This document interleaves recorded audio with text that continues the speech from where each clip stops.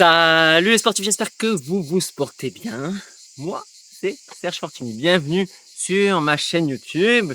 Et qu'il fasse beau, qu'il fasse gris, qu'il fasse chaud, qu'il fasse froid, le sport doit être là.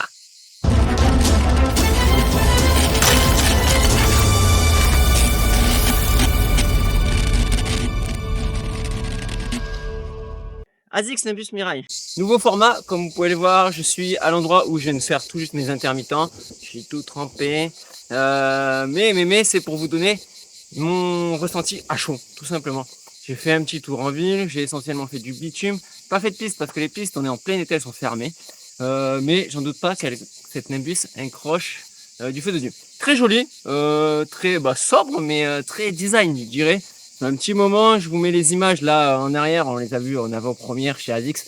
Merci ASICS. D'ailleurs, cette vidéo n'est pas sponsorisée, simplement ASICS qui m'a envoyé les chaussures un peu à l'avance pour pouvoir vous les tester. Première chose qui me vient à l'esprit, du confort avec de la dynamique. Cette chaussure, elle relance, elle est présente. Il n'y a pas toutes les hautes technologies, des super choses, du moins pas toutes, mais une grande partie. Elle est présente. Donc ça veut dire que tu fasses de l'intermittent ou que tu fasses du jogging, tu es bien avec ça, c'est vraiment tes points forts. Dans les axes d'amélioration, pour moi, il y aurait éventuellement les lacets qui font plusieurs kilomètres de long. Je sais pas pourquoi. Voici, à mon avis, c'est simplement des lacets standards. Et ça se promène un peu dans tous les sens. Ça mériterait une petite pochette ou des lacets plus courts, tout simplement. Petite symbolique de cette chaussure, il y a un flash code sur l'étiquette. Ça, c'est trop stylé. Je vous le mets à l'écran, le flash code. Vous irez voir ce que c'est. C'est sympa, c'est original. Ils ont bien trouvé. Ça attise la curiosité. Languette, donc le flash code est sur la languette qui se fait complètement oublier. Là, c'est la technologie des super shoes directement. La tige, elle, est très confortable, très aérée. Oui, vous avez peut-être en fond ce fameux son des vacances, mais il est bien là. Si tu apprécies cette vidéo, n'oublie pas de mettre le pouce en l'air, de t'abonner à la chaîne et activer les notifications. Tu l'auras remarqué, cette vidéo sera croisée avec évidemment mon sanctuaire chez Corf, puisque là, de tête, j'ai pas tous les éléments. Ouais, sportif, me revoilà dans mon sanctuaire pour vous donner un petit peu plus de détails sur cette Nimbus Mirai. Mirai qui signifie littéralement futur en japonais. Donc le titre, je l'ai même pas inventé, j'ai simplement fait la traduction. Donc ce qu'a voulu représenter ASICS ici, c'est l'impact positif sur les générations à venir, tout simplement. La façon de courir, la façon de produire, une façon éco-responsable, vraiment à 100%.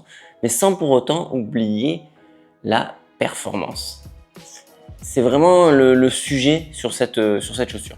Parce que elle est recyclable à 80%. On atteint vraiment la fourchette haute de ce qui est recyclable. Ouais, parce que si t'es pas au courant, quand il y a écrit, ou je vous le dis parfois, ouais, cette chaussure elle est végane, etc. Mais c'est un certain ratio. La chaussure, il y a toujours une partie qui malheureusement n'est pas recyclable et finir en déchetterie classique. Donc au niveau des chiffres que j'ai pas pu vous donner en live pendant que j'étais en train de courir parce que j'ai une mémoire de poisson rouge, petit clin d'œil à ceux qui me connaissent bien, cette pierre elle coûte autour de 180 €. Le tarif il n'est pas très clair encore parce que c'est une chaussure à série très limitée. Et au niveau de ce prix, moi je dirais que finalement elle est pas chère par rapport au fait qu'elle est recyclable et que on fait aussi un geste pour l'environnement. Son poids est de 285 grammes. C'est pas une super chose clairement, mais par contre on est sur un poids moyen qui, quand tu enfiles ta chaussure au pied, se fait complètement oublier. Quand je dis complètement oublier, c'est qu'elle est très confortable, elle est relativement légère.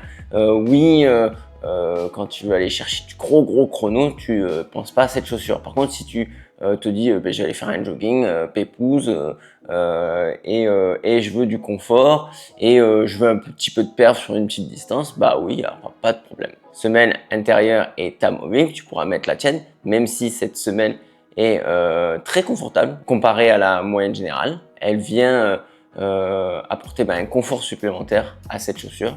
La semelle intermédiaire, c'est la FF Blast Plus Eco. Cette mousse est utilisée chez ASICS globalement. Par contre, là, c'est la version Eco. Donc, elle est tout petit peu différente.